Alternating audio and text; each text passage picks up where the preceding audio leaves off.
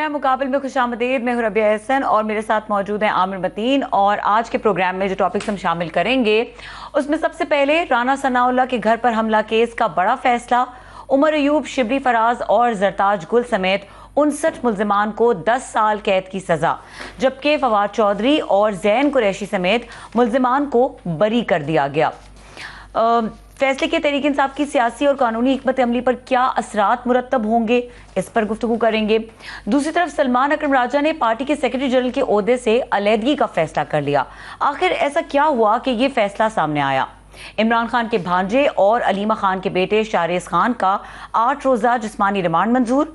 उनका दूसरा बेटा शेर शाह, उसको भी 9 मई केस में गिरफ्तार कर लिया गया। इस पर भी बात करेंगे। सूबों और विफाक के दरमियान माली वसाइल की तकसीम का बड़ा मामला। नेशनल फाइनेंस कमीशन इजलास 29 अगस्त को तलब। विफाक NFC की मनसूबाबंदी, सूबों का NFC शेयर कम करने पर गौर। क्या सूबे इस पर राजी होंगे? नए सूबों का मुतालबा भी जोर पकड़ गया। इस्तेहकाम पाकिस्तान पार्टी का बाज़ाब्ता मुतालबा। MQM की हिमायत का ऐलान।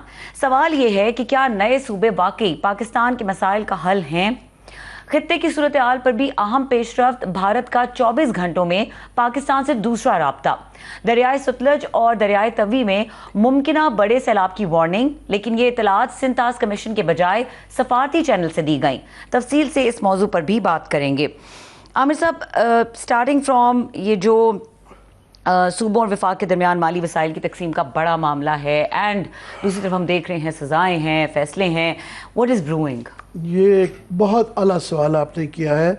मैं भी यही सोच रहा हूँ कि इसके अंदर एक तजाद नज़र आता है और एक पैराडॉक्सिकल गैर मंतकी सियासत है कि एक तरफ तो ये मारधाड़ चल रही है और ये जो फैसलाबाद में सजाएँ दी हैं, और देखा गया है कि उसके अंदर क्लियरली सिलेक्टिवली जो लोग माफ़ी मांग लेते रहे हैं, प्रेस कॉन्फ्रेंस करते रहते हैं, तो वो उन सब को छोड़ दिया जाता है और बाकी पकड़ लिया जाता है।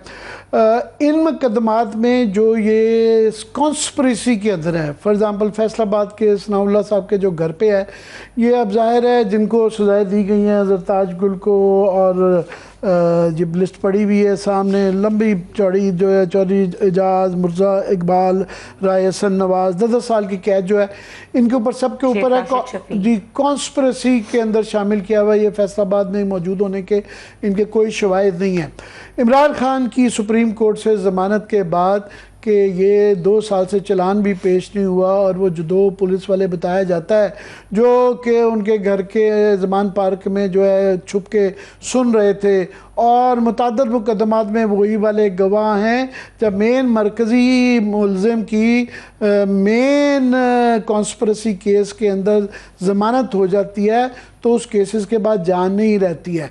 मगर इंटेंट कि पॉलिटिकल इंटेंट इसके पीछे एकदम से जो ये इनका भी, और फिर अलीमा खान के दोनों बच्चों को जिस तरीके से पकड़ा गया है 2-2 साल बाद, एकदम से वो मुकदमात वो एक्टिव हो गए हैं। तो चलें, ये तो एक सिलसिला जारी था। समझ जो नहीं आती वो ये है कि इसके साथ ही उन्होंने ये पाकिस्तान की जो एडमिनिस्ट्रेटिव पॉलिटिकल री इंजीनियरिंग, जो कि जिस तरह आपने कहा तकसीम के अंदर जो NFC वार्ड है, नेशनल फाइनेंस कमीशन जो है, ये इसके मतलब और नए सूबे और नए इंतज़ामी जोन्स बनाने की जो बहस छेड़ दी गई है, ये दोनों चीज़ें एक मुतज़ाद इसलिए मैं कह रहा हूँ कि इनके लिए ये बहुत बड़े फ़ैसले हैं। ये जब आपने की जाती हैं, जिस तरह 1973 के आइन के अंदर जो है तमाम पार्टीज़ जो हैं ऑलमोस्ट इक्का दुक्का के अलावा यूनानिमसली पूरे मुल्क के सियासतदानों ने मिल के एक सोशल कॉन्ट्रैक्ट किया सूबों और वफाक के दरमियान में, और विदिन सूबों के दरमियान में, पॉलिटिकल पार्टीज़ के दरमियान में, इदारों के दरमियान में एक कॉन्ट्रैक्ट बनाया गया कि ये हमारा मुत्तफ़िक़ा आइन है, ये वो तरीक़ाकार है जिससे हम रहें। और शुक्र है ये 50 साल से टूटता फूटता रहा, लूला लंगड़ा दरमियान में कर दिया गया, ख़ास तौर पे मार्शल लॉ में, मगर अभी भी उसी के सहारे हम चल रहे हैं और इकट्ठे हैं। تو یہ بڑی ضرورت ہوتی ہے. اور اچھے جو دنیا میں بتایا جاتا ہے آئین وہ ہوتے ہیں جو الائیو ہوتے ہیں, ڈائنامک ہوتے ہیں.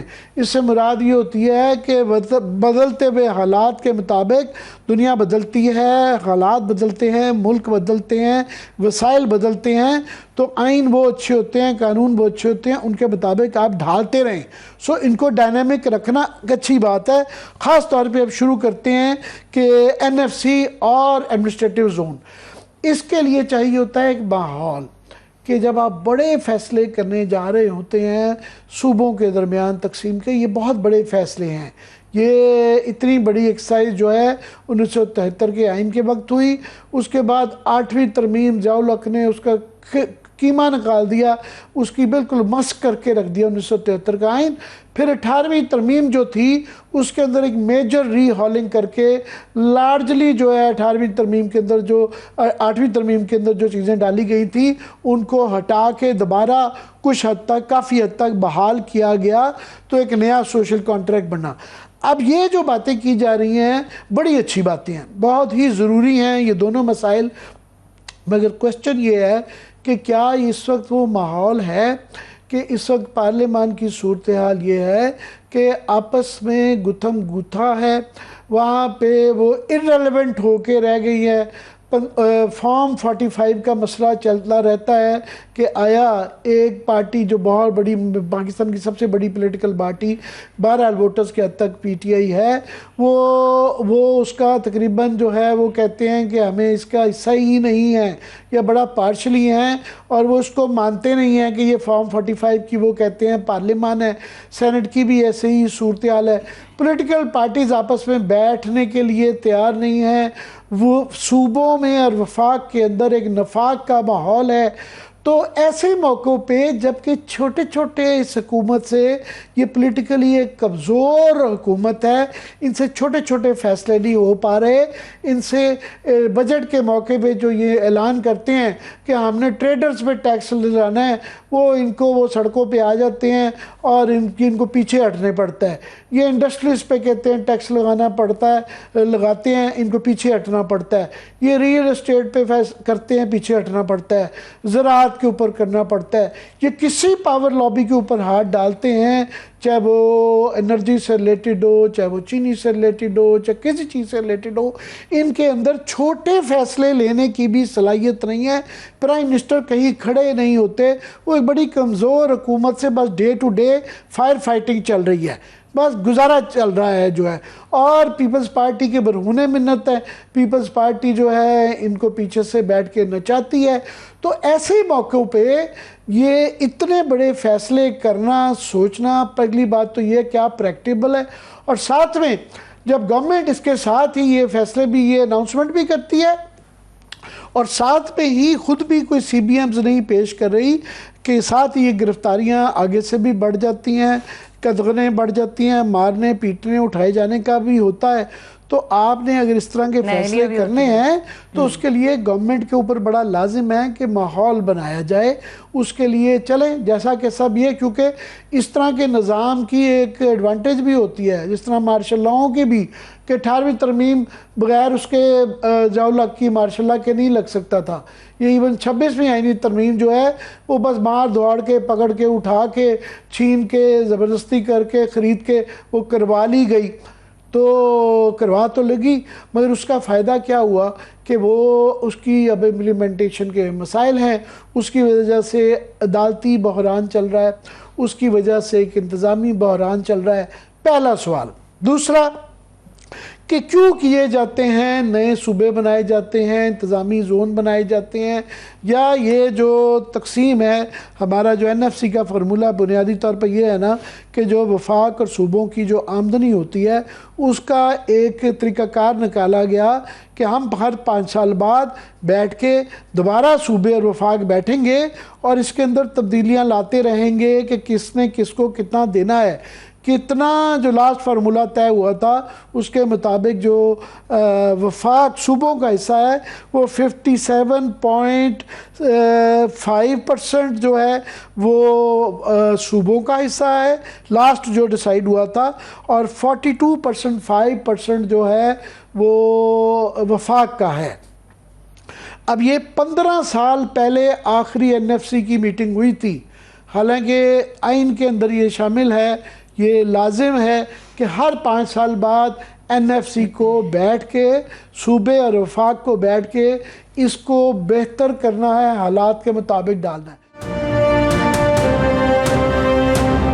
آئین کے اندر ہے کہ لوکل باڈیز کا ٹیئر ہونا چاہیے، آپ کا وفاقی ٹیئر ہے، ایک صوبے کا ٹیئر ہے، ایک آپ کا مقامی حکومت کا ٹیئر ہے۔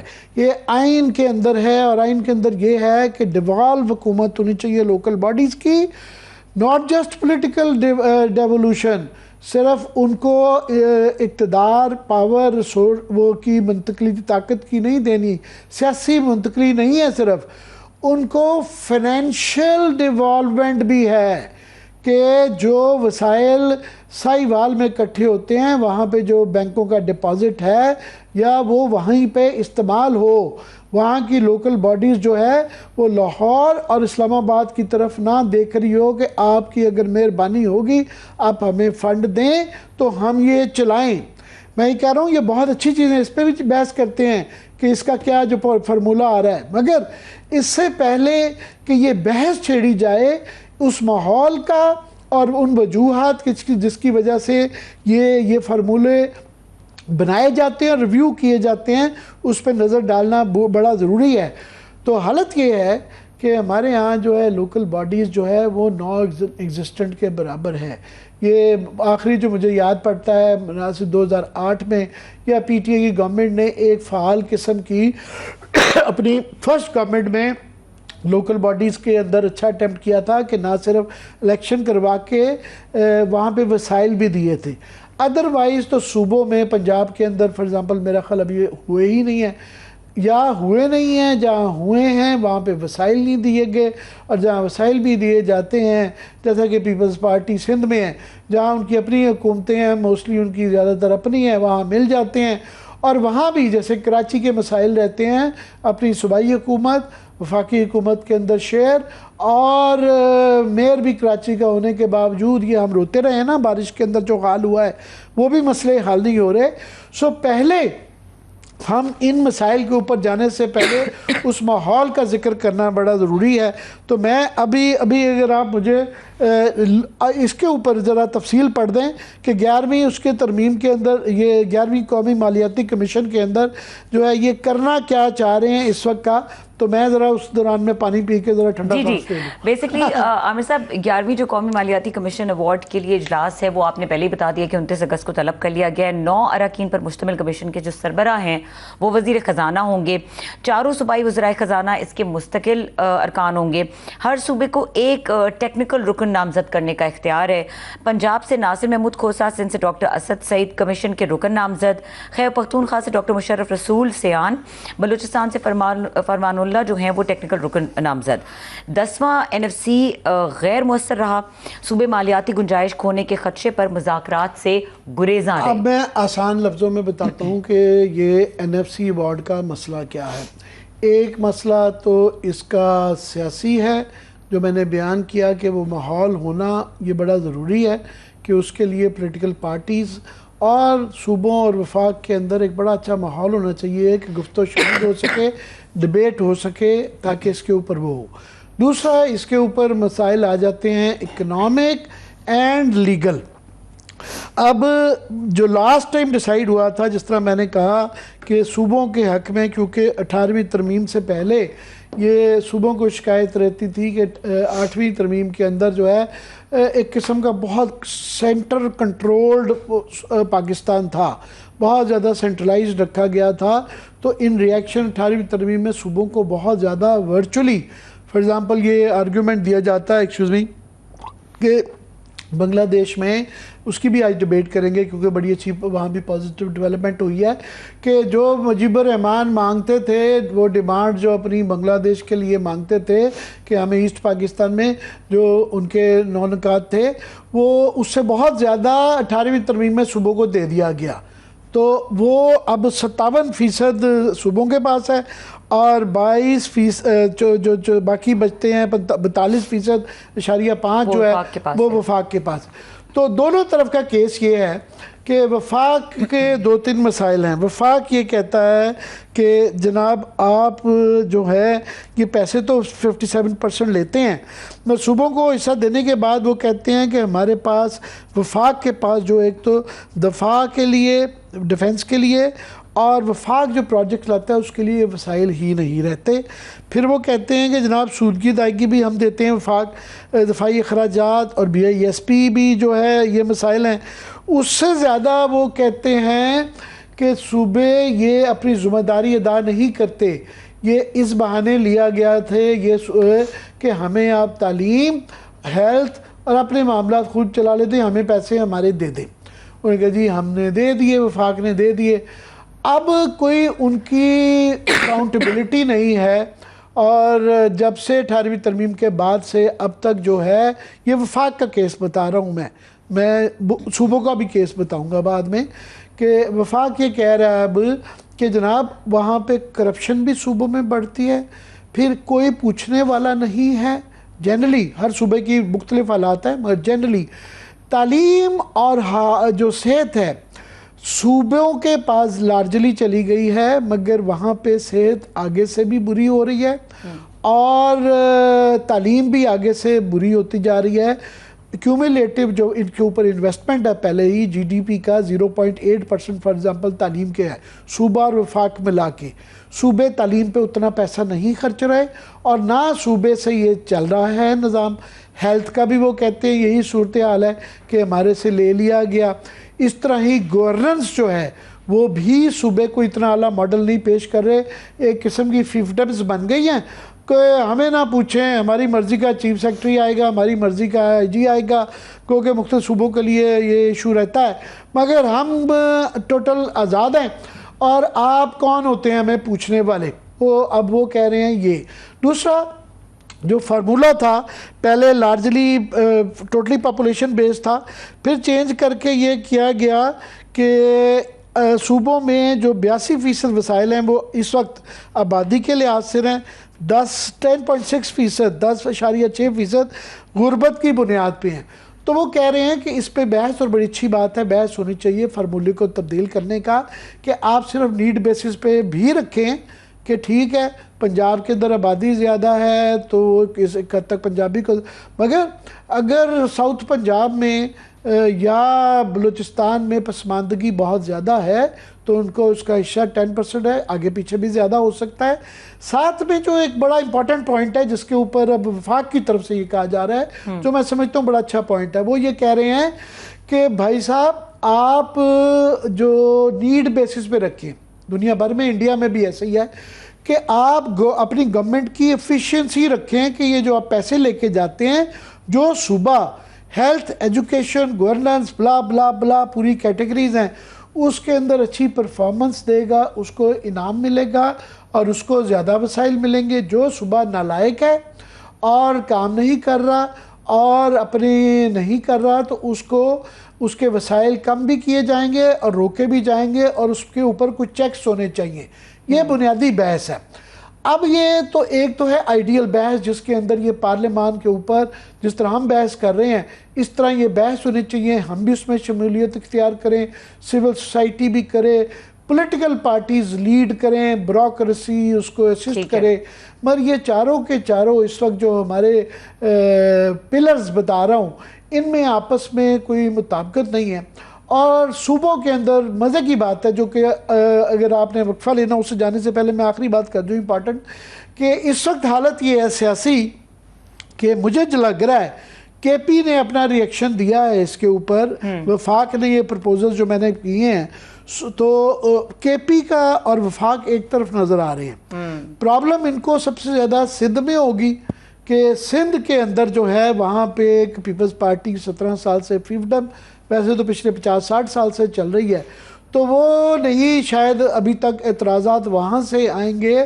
اور صوبوں کا ایک یہ کیس ہے کہ جناب وفاق نے جو ہمارے ساتھ 18ویں ترمیم کے اندر وعدے تو کیے تھے مگر ہمیں پورا یہ ڈیوالو کیا ہی نہیں اور ہمیں یہ اختیارات ہی نہیں دیے گئے, وسائل ہی نہیں دیے گئے. وفاق ابھی بھی قبضہ کر کے بیٹھا ہوا ہے, تو ہم سے شکایت تو تب کریں اگر ہمارے حوالے یہ سب کچھ کیا گیا ہو. تو یہ تو ہے NFC کا ایوارڈ. اس سے بھی زیادہ بڑا مسئلہ ہے یہ نئے صوبے اور نئے ایڈمنسٹریٹو زون کی جو بحث ہے.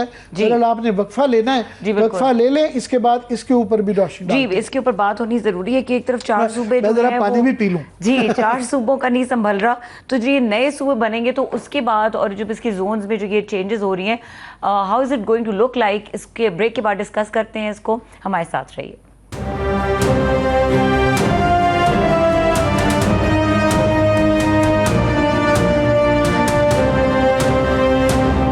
Welcome back. عامر صاحب, بریک سے پہلے ہم بات کرتے ہیں جو نئے صوبوں کے قیام اور انتظامی ڈھانچے میں تبدیلیاں ہیں, اس کی کیا شیپ ہے؟ جی نئے صوبے اور نئے جو انتظامی ڈھانچے کی جو بحث چھڑی ہے, یہ NFC ایوارڈ سے بھی زیادہ مشکل اس لیے ہے کہ NFC کے کافی سارے مسائل ہیں جو آپس میں اگر وفاق اور صوبوں میں اتفاق ہو جائے تو اس کے لیے کانسٹیٹیوشنل امینڈمنٹ کے بغیر ہو جاتا ہے. جو اگر نئے آپ نے ڈھانچہ بنانا ہے, نئے صوبے بنانے ہیں, اس کے لیے آئینی ترمیم کرنے کی ضرورت ہے. اور میں نے پہلے جیسے کہا, اس کے لیے بھی ایسی بحثوں کے لیے جب یہ بہت سنجیدہ مسائل ہوتے ہیں اس کے لیے ایک ماحول چاہیے ہوتا ہے, پکڑ تگڑ کے اس ماحول میں اور زور زبردستی کے, جہاں پارلیمنٹ بھی ریلیونٹ ہو, عدلیہ بھی کنٹروورشل ہو گئی ہو, اس میں یہ بحثیں کرنا. اور خاص طور پہ یہ کیوں کیا جاتے ہیں اس کے اوپر بعد میں آئیں گے. نئے صوبے بنانے کے اندر پولیٹیکل اور لیگل کیا پرابلمز ہیں, مگر رول آف لا چینج کرنا ہے نا. پہلے جو ایگزسٹنگ آپ کا ایڈمنسٹریٹو اور جوڈیشل سسٹم اور پولیٹیکل سسٹم ہے, اس کے اندر تو آپ جو سدھارا جا سکتا ہے اس کو تو پہلے درست کریں, ان کو تو ڈی پولیٹیسائز کریں. پہلے اپنی جو آپ کی مشینری ہے انتظامی جو ہے وہ پہلے کر لیں, رول آف لا اسٹیبلش کر لیں, بزنس کی پریکٹسز ٹھیک کر لیں, تو یہ پھر اگلا سٹیپ ہوتا ہے, اس پہ آتے ہیں. مگر میں چاہوں گا مزمل صاحب شاید جوائن کر لیا. جی ہمارے ساتھ موجود ہیں Muzammil Aslam, advisor for finance to chief minister Khyber Pakhtunkhwa. ان کو ویلکم کریں گے. السلام علیکم. جی مزمل, میں پہلے آپ سے پہلے ایک لمبا ابتدائیہ بیک گراؤنڈ عوام کی نالج کے لیے, جس کا پارلیمنٹ میں زیادہ بحث ہونی چاہیے, مگر کیونکہ یہ بحث ہو نہیں رہی, یہ ifs and buts میں جو ہے نا ایک چیز کر دی جاتی ہے. یہ تمام جو ایک دوسرے سے گورننس کا نظام جو ہوتا ہے جڑی ہوتی ہیں. پر NFC بڑی اچھی بات ہے, 15 سال کے بعد ہو رہا ہے جو ہے, اور 5 سال بعد ہونا چاہیے تھا. اب جو میں نے جو پہلے آپ کی جوائن کرنے سے بیان کیا ہے کہ جو بحث ہو رہی ہے فارمولے کے متعلق تبدیلی کے اندر جو ہے صوبوں اور وفاق کے درمیان میں, وہ مجھے وفاق اور KP جو ہے وہ زیادہ قریب لگ رہے ہیں بجائے وفاق. اور فار ایگزامپل سندھ کے اور شاید پنجاب کو بھی مسئلے ہوں, مجھے نہیں پتا, مگر ہمارا تو خیال تھا کہ یہ KP ورسز PTI ورسز جو ہے وفاقی گورنمنٹ ہوگا. میں صحیح اخذ کر رہا ہوں؟ جی بسم اللہ الرحمن الرحیم. آپ تو بغیر ہمیں وفاق کا موقف ملے جو ہے آپ نے ہمیں وفاق کے ساتھ ملا دیا. دیکھیں میں مثبت سینس میں کر رہا ہوں کہ آپ ایشو کے اوپر جا رہے ہیں, پولیٹیسائز نہیں کر رہے. You're trying to make it as a bipartisan debate, which is good in a positive way. میں کہہ رہا ہوں, پلیز جاری رکھیے گا. دیکھیں اس میں نا عامر صاحب, جو اس 11 NFC کی اصل میں پش ہی خیبر پختونخوا کی طرف سے تھی. یہ تو 7 NFC کے بعد سارے سو گئے تھے پچھلے 15 سال سے, اور سب مطمئن بیٹھے ہوئے تھے, سب کا خرچہ پانی لگا ہوا تھا. تو وہ بیسکلی پچھلے 18 مہینے سے خیبر پختونخوا حکومت جو ہے وفاق اور اس چیز کو اٹھا رہی تھی, اس مدعے کو کہ جی یہ جو ہم تو کہہ رہے تھے 10ویں NFC میں ہی جو ہے نظر ثانی کی جائے, کیونکہ انلیگل ہو گیا ہے NFC جس دن 25ویں ترمیم ہوئی تھی, اور فاٹا جو ہے وہ خیبر پختونخوا میں مرج ہو گیا تھا. کیونکہ جب وہ مرج ہو گیا تھا تو خیبر پختونخوا کی آبادی چینج ہو گئی تھی, خیبر پختونخوا کی زمینی علاقہ جسے کہتے ہیں اس میں بھی تبدیلی ہو گئی تھی. NFC یہ کہتا ہے کہ جی NFC میں 4 فارمولے, 4 چیزوں کی بنا پہ جو ہے وسائل کی تقسیم ہوتی ہے. سب سے پہلے 82% انہوں نے رکھا ہوا تھا آبادی کا تناسب, یعنی کہ آبادی کے تناسب جس کی جتنی ہے اس کو 82% وہ جو وسائل ٹرانسفر ہوتے ہیں اس حساب سے ملے گا.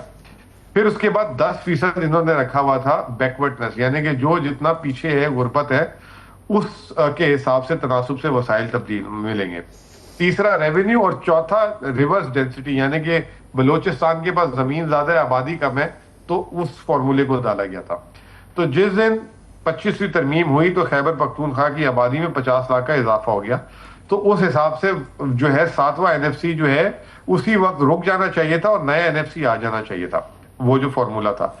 ये आज इस बात को हुए हुए भी तकरीबन 6-7 साल हो गए और पुराना एनएफसी चलाते जा रहे हैं। तो खैबर पख्तूनख्वा के जो हमारे वो हैं मेंबर एनएफसी, वो ये कहते हैं कि ये एक इलीगल एनएफसी चल रहा था और हर साल जैसे सदारती ऑर्डिनेंस नहीं आते, हर साल सदारती ऑर्डिनेंस से ये जो है एनएफसी को ये चला रहे थे।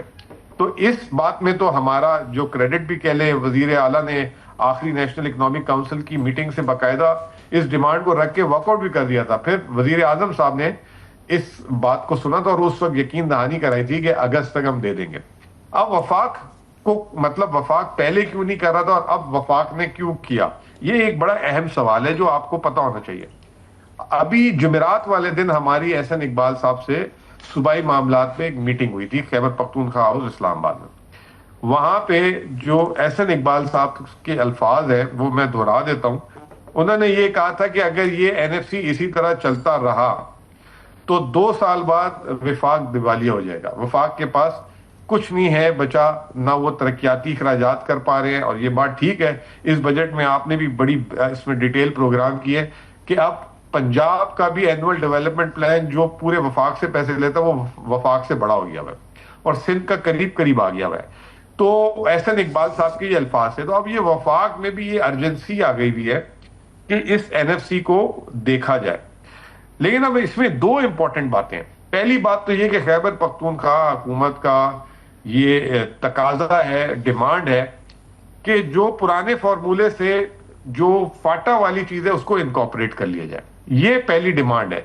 दूसरी बात यह है कि 2 चीजें कहते हैं। अब मैं आपके सारिफीन के सामने थोड़ा सा टेक्निकल जा रहा हूं, उसके लिए पेज की माजरत, लेकिन कोशिश करूंगा आसान अल्फाज में समझा। मैं अगर आप ज्यादा टेक्निकल होंगे मैं आसान पेश कर दूंगा, आप जारी रखें। एक होती है एनएफसी में वर्टिकल डिस्ट्रीब्यूशन, यानी कि वफाक को कितना हिस्सा जाएगा और सूबों को कितना जाएगा। वर्टिकल डिस्ट्रीब्यूशन है 57.5% सूबों में जाएगा जितना भी रेवेन्यू कलेक्ट होगा डिविजिबल पूल का, और 42.5% चले जाएगा सूबों को, वफाक को। दूसरी को कहते हैं हॉरिजेंटल डिस्ट्रीब्यूशन। हॉरिजेंटल डिस्ट्रीब्यूशन यानी कि सूबों में आपस में किस किस को कितना फीसद मिलेगा। अब उसमें पंजाब उसमें सबसे बड़ा शेयर होल्डर है, उनको तकरीबन 52% मिलता है। दूसरे नंबर पे सिंध आता है, उनको 27% मिलता है। तीसरे नंबर पे जो है केपी आता है, 14.262% मिलता है, और बलूचिस्तान को 9% मिलता है। हम ये कहते हैं खैबर पख्तूनख्वा कि ये जो हॉरिजेंटल डिस्ट्रीब्यूशन है, जब फाटा को आप डाल देंगे तो ये चेंज हो जाएगा। हमारा 14.62% से शेयर बढ़ के 19% कुछ हो जाएगा, जिसका नुकसान बड़े सूबों को ज्यादा हो रहा था, छोटों को कम हो रहा था, जिसकी वजह से ये बात आगे नहीं चल पा रही थी। नंबर 1। अब बात यह है कि हम ये दूसरी बात ये समझते हैं कि वक्त का तकाजा ये है कि आपने जो पुराना एनएफसी किया हुआ है उसमें आपने इंसेंटिव किया हुआ कि जो जितनी आबादी बढ़ाएगा उसको ज्यादा शेयर देंगे। इस वक्त इस मुल्क में आबादी बढ़ाना जो है जहर कातिल बन चुका है। ठीक है, ये इसको रिव्यू करने की जरूरत है। दूसरा पॉइंट दिया हुआ है कि बैकवर्डनेस, यानी कि जो जितनी कम तरक्की करेगा उसको ज्यादा शेयर मिल जाएगा बैकवर्डनेस का। मुज़म्मिल, अभी इसके मैं सॉरी आपकी बात रोक रहा हूँ कि ऑफ कोर्स वो तो उस वक्त जब ये जम किए जा रहा था फाटा को, तो ये ईस्ट वेस्ट जर्मनी की मिसालें दी जा रही थी, और जो उनसे फिर वादे किए गए वो सारे फाटा वाले एक्स फाटा वो रोते हैं कि वो वसाइल और वो तरक्की उनको नहीं दी गई। बिल्कुल ये केपी का भी इशू है, उनका भी है, मगर हकीकत ये है कि तमाम सूबों का केस डिफरेंट है और उन सबको नथी करना जो है वफाक वर्सेस सूबा करना वो मुनासिब शायद बात नहीं है। मगर वफाक का जो ये एक पिछले कई साल से ये एक एतराज़ आता है کہ جناب ہم صوبے جو ہے لاسٹ 18ویں ترمیم میں یہ جو فارمولہ آف کورس مجھے تو لگ اب وفاق کے اندر سے بھی فلیکسیبلٹی، احسن اقبال صاحب کا میں ذکر دیکھ رہا تھا، وہ آپ کی اس سے ایگری کر رہے ہیں کہ پاپولیشن کو تو فریز کر دیتے ہیں، اس کی بیسس پہ آگے ہم نہیں جائیں گے اور باقی جو فیکٹرز ہیں اس کو انکارپوریٹ کرنے میں بھی وہ تیار ہے. مگر یہ جو الزام ہے کہ وفاق دیوالیہ ہو گیا اور صوبے اپنا ذمہ داریاں پوری نہیں کر رہے، اکاؤنٹیبلٹی نہیں ہے، اور ہیلتھ اور ایجوکیشن میں خاص طور پہ اور باقی کئی معاملات میں یہ 18ویں ترمیم کے وسائل لینے کے باوجود بھی یہ وہ رزلٹ پیش نہیں کر سکے اور ان کے اوپر کوئی چیک نہیں ہے، یہ کس حد تک آرگومنٹ ٹھیک ہے؟ دیکھیں، سب سے پہلی بات تو یہ کہ وفاق اگر آج دیوالیہ کر رہا ہے تو وہ وفاق صوبوں کی وجہ سے نہیں کر رہا. وفاق کا جو ایک خرچہ جو سب سے کم ہوتا تھا وہ آج سب سے بڑا خرچہ بن گیا، وہ سود کی ادائیگی. وفاق کو کس نے کہا تھا کہ ہائر ایجوکیشن آپ اپنے پاس رکھیں؟ اسی وقت کر دیتے ٹرانسفر. اب ہائر ایجوکیشن وفاق نے رکھی ہوئی ہے اور جو ہے پرائمری اور جیسے ایلیمنٹری اور جو کالج لیول جو ہے وہ رکھا ہوا ہے صوبوں نے.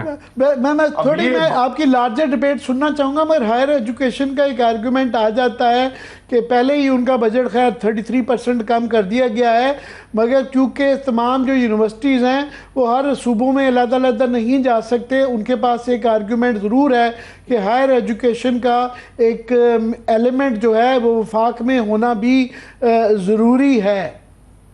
چلیں، اب ہونا ضروری ہے تو پھر ایجوکیشن کا جو سب سے بڑا قصوروار ہے وہ ہائر ایجوکیشن وفاق ہے نا، کیونکہ 7-8 سالوں سے ہائر ایجوکیشن کا بجٹ فریز کیا ہوا ہے. مطلب آپ بتائیں کہ ہر سال 35%، 25% تنخواہوں کا بجٹ بڑھ رہا ہے، وزیر اعظم ہاؤس کا بجٹ بڑھ رہا ہے، ہائر ایجوکیشن کا بجٹ فریز کیا ہوا ہے. ہائر ایجوکیشن کا اس بجٹ میں جو مجھے یاد پڑتا ہے 33% کم نہیں کیا گیا. مطلب میں تو یہ آپ وہ کم تو ساتھ ساتھ کر رہے ہیں لیکن وہ 7-8 سال سے اس کو بڑھا ہی نہیں رہے. جو ترجیح آپ کی جہاں پہ یہ ہو اور آپ پیسے ایم این ایز کو، ایم پی ایس کو ڈیولپمنٹ سکیموں میں دے رہے ہیں، آپ سرکولر ڈیٹ پہ پیسے دے رہے ہیں، آپ کیپیسٹی پیمنٹ میں 2-2 ہزار ارب دے رہے ہیں، اور ہائر ایجوکیشن کا بجٹ آپ کا جو ہے میرے خیال سے 65 ارب کا ہے اس سال ٹوٹل پورے پاکستان کا. اب صوبوں کو بھی اس میں صوبے نے اس سال 10 ارب دیے ہیں. پہلی دفعہ خیبر پختونخوا میں ہائر ایجوکیشن میں صوبے نے بڑا کنٹریبیوشن دیے، وفاق سے کم پیسے آئے ہیں. تو یا تو آپ دیکھیں، یا تو سنبھال سکتے ہیں تو سنبھالیں، نہیں سنبھال سکتے تو آپ اسی وقت دے دیتے نا. قصور دیکھیں، ابھی یہ پاکستان کا مسئلہ کیا ہے؟ پاکستان کا مسئلہ یہ ہے کہ ایک دوسرے کے کندھے استعمال کر کر کے نا اپنے آپ کو جسٹیفائی کرنا. اس جسٹیفائی کرنے سے آپ صرف وقت کو ضائع کرتے ہیں. جو ہو گئی غلطی اس کو ایکسیپٹ کریں اور آگے اس کا جو ہے اس کو صحیح کریں. میں کیونکہ مزمل اس وقت بلوچستان، پنجاب اور سندھ کے نمائندے نہیں ہیں کوئی اس پہ بحث کرنے کی، آپ کو کیا لگتا ہے کہ جو 29 اگست کو جب یہ اجلاس ہوگا تو کیا کیونکہ اس کے اندر جو ہے انتظامی، لیگل، پولیٹیکل، فائنینشیل سارے ہی معاملات ہیں، تو اس میں کیا آپ کو نظر آتا ہے کہ واقعی ہی میرٹ کے اوپر ایک اچھی بحث کر کے کوئی اتفاق رائے ہوگا، یا یہ کھینچا تانی ماحول آپ کو لگتا ہے کوئی سازگار ہے اس کے لیے؟ دیکھیں، سب سے پہلی بات تو یہ کہ آپ عامر صاحب بہت تیز جا رہے ہیں. آپ مطلب یوں سمجھ رہے ہیں کہ 29 تاریخ کو میٹنگ میں کچھ فیصلے ہونے ہیں اور میں اچھا کیا آپ نے یہ بہت اچھی بات پوائنٹ آؤٹ کر دی کہ یہ خبروں سے تاثر عام آدمی کو یہی جا رہا ہے کہ 29 کو یہ فیصلہ ہوگا، یوں کریں گے اور وہ کہیں گے جی بس ٹھیک ہو گیا. تو یہ عام آدمی کو یہ تاثر یہ گورنمنٹ کے بیانات سے دے رہا ہے. ایگزیکٹلی میں چاہ رہا ہوں آپ اس کو کلیریفائی کریں، اسی لیے سوال کیا ہے. میں آپ کو یہ بتانا چاہتا ہوں آپ کے ذریعے یہ توسط سے، 29 کو ایک ابتدائیہ اجلاس ہے جس میں وزیر خزانہ صاحب اپنی جو ہے وہ اکانومی پہ بات کریں گے اور ہر صوبہ اپنے صوبے کی معاشی صورتحال پہ بات کرے گا. اس کے بعد ورکنگ گروپس بنیں گے وہاں سے، پھر وہ ورکنگ گروپس میں سب کی اسائنمنٹس آئیں گی، پھر وہ ایک وقت کے بعد سب جمع کرائیں گے. دیکھیں، یہ NFC جو ایوارڈ ہے نا، یہ قومی اسمبلی کا اجلاس نہیں ہے کہ بجٹ پیش ہوا ہے اور اس کے بعد آپ پاس کرائیں، ترمیمیں کریں. یہ اگر ایک صوبہ بھی آگے پیچھے ہو جاتا ہے تو کنسنسس نہیں ہوگا تو یہ 1 انچ آگے نہیں چل سکتی. اسی لیے یہ جو 7ویں سے لے کے 10ویں آپ کی NFC بغیر چینج کے چلی ہے کیونکہ کنسنسس نہیں ہو رہا تھا. اب دو طریقے ہیں, یا تو سارے مل کے کنسنسس کریں, یا تو پھر وہ جو آپ جو بات کر رہے ہیں کہ جی ترمیم ہوگی, وہ آئیڈیل نہیں ہوگا. میں آپ کو ابھی بھی بتاتا ہوں. تو یہ اب 29 تاریخ کو, اب راز سوال کس کا کیا موڈ ہے, یہ آفیشیلی 29 تاریخ کو سب کو نظر آ جائے گا کہ کون اگریسو موڈ میں ہے, کون جو ہے جسے کہتے ہیں کہ کنسنسس بلڈنگ کے موڈ میں ہے, کون اپنی جگہ جو ہے آن میرٹ چھوڑنے کے لیے تیار ہے. ویسے اس کے لیے نا ویسے کوئی راکٹ سائنس کی ضرورت نہیں ہے کہ کون کس موڈ میں ہوگا. کلیئرلی نظر آ رہا ہے کہ کون کس موڈ میں ہے, اور اسی موڈ کے حوالے سے جہاں پہ کوئی میں نہیں سمجھتا ہوں کلیئرلی کہ یہ کوئی سازگار ماحول ہے کہ اتنے بڑے اہم ایشوز ہیں. بالکل اس کے اوپر بحث بھی ہونی چاہیے اور بہتری بھی ہونی چاہیے, مگر اس کے ساتھ یہ ایک اور وہ چھیڑ دیا گیا اور شوشہ کہ جی اور بھی استحکام پاکستان پارٹی کی طرف سے آیا. مزے کی بات یہ ہے کہ جن کی اپنی جو ایک حیثیت ہے بڑی کنٹروورشل ہے, کہ ان کو طرف سے خاص طور پہ یہ کہا گیا ہے کہ جی ایڈمنسٹریٹو زونز بنا دیے جائیں اور صوبے نئے بنا دیے جائیں. کوئی کہہ رہا ہے جی اسٹیجز میں کرے, کوئی کہہ رہا ہے کہ ایک دم سے کر دیں. پوائنٹ یہ ہے کہ میں سمجھتا ہوں جو over the years and decades یہ بحث رہی کہ آف کورس زیادہ صوبے ہونے چاہیے, اور پنجاب میں عوام کی حد تک کبھی مجھے نہیں کوئی ملا کہ جس نے اعتراض کیا ہو کہ سورس سب سے پہلے تو پنجاب کے 2-3 ٹوٹے ہونے چاہیے, مگر جو سٹنگ گورنمنٹ پنجاب کی ہوتی ہے اس کو ہمیشہ اعتراض رہتا ہے. پھر اس کے بعد سندھ کے اندر یہ سندھ کی پیپلز پارٹی کو پرابلم ہوتی ہے کہ اگر کرنا پڑا تو پھر کراچی اور سندھ کو بھی کرنا پڑے گا. کے پی میں پھر پرابلم آ جاتی ہے, ہزارہ والوں کا بھی کرنا پڑے گا, اور بلوچستان میں بھی پختون اور بلوچ ڈیوائیڈ بھی ایگزسٹ کرتی ہے. تو اس لیے یہ آج تک ہو نہیں پایا. تو اس وقت اس ماحول میں یہ جبکہ پہلی 26ویں آئینی ترمیم بھی کنٹروورشل ہے, تو آپ کو یہ بحث لگتا ہے کہ اچھے طریقے سے پایا تکمیل تک جاتی ہوئی نظر آ رہی ہے؟ دیکھیں اس میں بھی ایک کنفیوژن ہے. جو این ایف سی ہاریزنٹل اور ورٹیکل ڈسٹریبیوشن تک کا مینڈیٹ ہے. این ایف سی کے پاس مزید ایڈمنسٹریٹو صوبے بنانے کا یا کم کرنے کا یا زیادہ کرنے کا اختیار ہی نہیں ہے. یہ نیشنل اسمبلی اور صوبائی اسمبلیوں کی مینڈیٹ ہے, وہ پہلے 2/3 سے اس کو پاس کریں گے, اس کے بعد آگے جائے گی. تو این ایف سی کا یہ چیپٹر ہی نہیں ہے. تو اس کو لوگ کنفیوز کر رہے ہیں این ایف سی کے ساتھ. این ایف سی میں وفاق کا کتنا شیئر ہے, صوبے کا کتنا شیئر ہے, صوبوں میں آپس میں کتنا حصہ بٹے گا, اس کی ابھی 4 میں نے آپ کو بتا دیا کہ آپ صحیح کہہ رہے ہیں. کچھ لوگوں کے درمیان میں کنفیوژن ہے, میں نے اس کے لیے علیحدہ رکھا, میرے دماغ میں کنفیوژن نہیں ہے بالکل بھی. مگر کیا یہ آپ کو لگتا ہے کہ اس ماحول کے اندر جو ہے یہ اتنا بڑا فیصلہ جو کہ 78 سال کیا 71 کے بعد سے یہ نہیں ہو, یہ بحث رہتی ہے اور شاید بڑی اچھی بحث ہے کہ اس ماحول میں کہ جہاں کیے تو اس لیے جاتے ہیں نا کہ رول آف لا اور گورننس بہتر ہو, تو یہ لوکل باڈیز جو جہاں ایگزسٹ نہ کرتا ہو تو یہ اوپر سے آپ ٹاپ ہیوی جو ہے وہاں سے ٹھیک کریں, نیچے ویسے کہ ویسا رہنے دیں. اس کی لاجک میں سمجھنا چاہتا ہوں. میں سمجھتا ہوں کہ اس کے لیے نا ایک انفارم ڈیسیشن لینے کی ضرورت ہے, اور پہلے تو 18ویں ترمیم کو دیکھ لیں, اسیسمنٹ کر لیں, اور اس کے بعد ڈیٹا سے اور تمام چیزوں سے اس کو پہلے ایک دفعہ وہ دیکھ لیں. ہم بھارت کی مثال دیتے ہیں, ہم دوسری جگہوں کی مثال دیتے ہیں, تو کسی نے بڑی اس دن اچھی بات بولی کہ Bharat is not a federating country, Bharat ایک یونین کنٹری ہے. ادھر صوبوں کی تقسیم وہاں پہ جو ہے کہہ رہے تھے کہ زبان کی بیسس پہ ہونی چاہیے, اور انہوں نے بھی کوئی وسائل کی بیسس پہ نہیں کیا تھا. تو یہ کسی نے بڑی اچھی بات کی کہ پاکستان میں یہ جو تمام 4 صوبے ہیں یہ فیڈریٹنگ یونٹ ہیں. تو اس کے لیے ایک انفارم ڈیسیشن, پڑھا لکھا اور پولیٹیکل وزڈم, اس میں اگر ہم صرف یہ لالچ میں کرتے رہیں گے کہ میرے وسائل کم ہو جائیں گے, اس کے زیادہ ہو جائیں گے, تو فیصلہ غلط ہو جائے گا. تو پہلے بھی ہم نے 18ویں ترمیم کو بغیر, کیونکہ یہ اس کے اوپر یہ بڑی آپ نے صحیح کہا, بڑی انفارم ڈبیٹ اور بہت زیادہ بحث کی ضرورت ہے, اور آئندہ آنے والے دنوں میں ہم آپ کو بھی تکلیف دیں گے اور بھی کرتے رہیں گے. میں کوئکلی آپ سے پوچھنا چاہ رہا ہوں کہ آج یہ سلمان اکرم راجہ کی میں ملٹیپل ٹویٹس دیکھ رہا تھا, اس کے اندر انہوں نے ایک پہلے یہ کہا کہ میں ریزائن کرتا ہوں, پھر انہوں نے کہا مجھے عمران خان کی طرف سے کہا گیا ہے تو میں واپس لے لیتا ہوں. بیچ میں انہوں نے ایک جملہ کہا کہ آج ایک ایسا واقعہ ہوا جو اب مجھ سے 2 ٹوک فیصلے کا تقاضا کرتا ہے. یہ میں نہیں تھا سمجھ پا رہا، اور میں نے 2-4 لوگوں سے پوچھا آپ تک کوئی اطلاع ہے کہ ایسا واقعہ کیا ہوا تھا اور کیوں یہ نوبت یہاں تک پہنچی؟ دیکھیں 18 مہینے میں جو میں نے اپنے آپ کو، جب خان صاحب تھے تو پھر بھی میں پولیٹیکل میٹنگز کو جوائن کرتا تھا. 18 مہینے میں جب سے میرے پاس یہ اسائنمنٹ آیا ہے تو میں نے پی ٹی آئی کی جتنی بھی پولیٹیکل میٹنگز ہیں اس کا نہ میں حصہ ہوں، نہ میں اس میں پڑھتا ہوں کہ پھر میں اپنا کام نہیں کر پاؤں گا.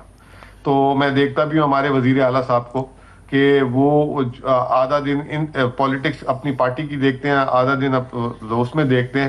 تو ان کو جو اگر 10 گھنٹے کام کرنا پڑتا ہے، آپ نے بہت سمجھداری کا کام لیا ہے کہ ان سے سبق حاصل کر کے کہ جو ان کا حال ہوتا ہے وہ آپ اس سے بچے بھی ہیں. بہت بہت شکریہ افضل آپ کے وقت دینے کا. جی بالکل، اس پہ مزید بھی ڈسکشن کریں گے ان ڈیٹیل. اس وقت پروگرام کا وقت ختم ہو گیا. دیکھنے کے لیے شکریہ، اجازت دیجیے، اللہ حافظ.